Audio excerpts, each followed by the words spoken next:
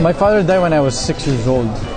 So imagine mo na lang na from then on, being the head of the family. Kasi ako yung panganay. I have 2 siblings. Nanay ko naman is just a plain housewife. So kailangan kong itaguyod at itawid yung pamilya ko na makaraos kami sa, alam mo yun, maraming challenges.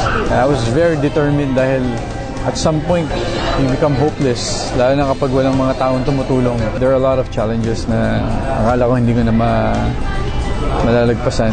Kung yung time na yun, may mga ilan-ilan tao na nag-convince sa akin na kaya mo yan, tutulungan ka namin. Sobra ko na-appreciate yun. Proud ako na masabi ngayon na kahit ganun yung pinagdaanan ko, I was able to stay.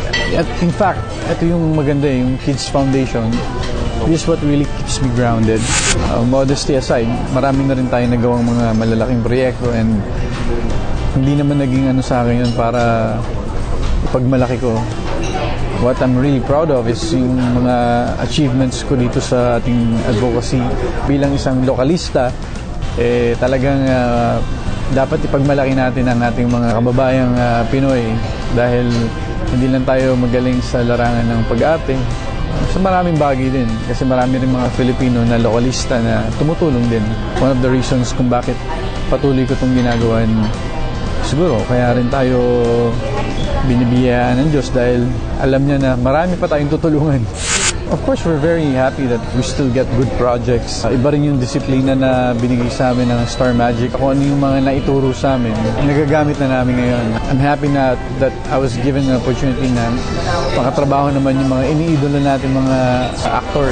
Like right now, I have this big project with ang ating idol na si Master Tol, si Robin Padilla. Usually, just stay home.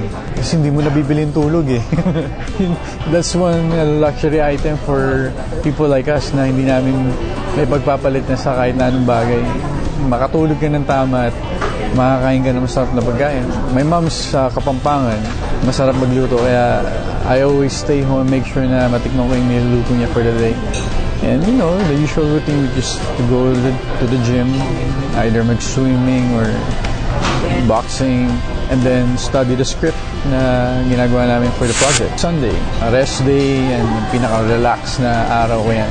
Sunday, and it's family day and it's the only opportunity for me to spend time with important people, especially mga kapamilya and mga kaibigan.